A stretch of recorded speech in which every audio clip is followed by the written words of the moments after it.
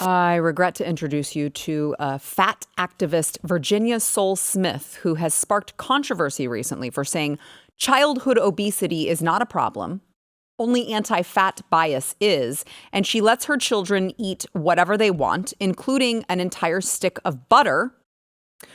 Also, she does not in her house label foods as good or bad, healthy or unhealthy, and she serves her two children dessert and snacks along with their dinner. In fact, I believe they eat the desserts first in her house.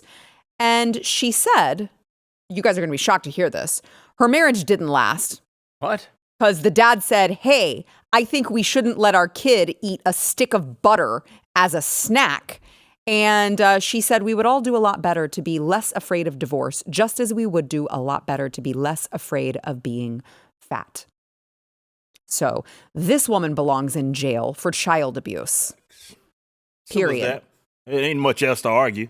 That person, that's child abuse. That's quite literally child abuse. You are making your child more susceptible to diabetes and all sorts of health problems once they enter adulthood. Yes. That is absolute child abuse. Yeah. Man, nothing else to discuss. But, man, where are we at in the West where that is a yeah, it's controversial. A controversial thing to say.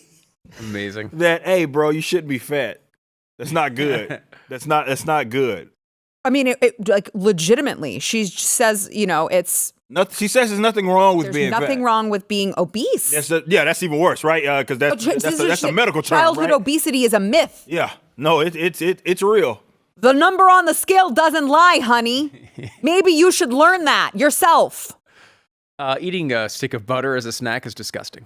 I just, first of all, want to say that. Stu is just judging the snack choice. I will say, if you put that stick of butter melted on popcorn, it's completely fine. I'm fine with it.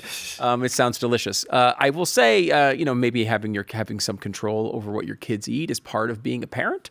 Like, I think part of it is like we have such bounty in this country, right? Because of the blessings of God and capitalism that have brought to us basically any food we want at any time, which is an incredible place to be. And no other society on earth before us ever had that problem. Our poor people are fat. Our poor people are fat. And look, that's great.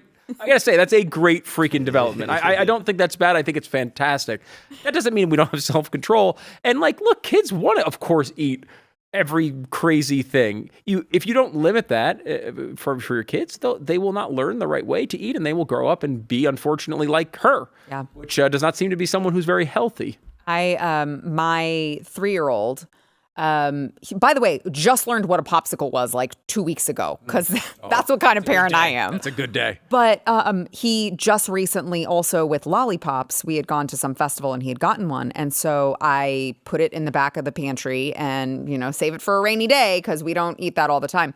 And so this morning, 7 a.m., he goes and gets his stool and says, I want candy. And my answer was no, because I'm a good parent.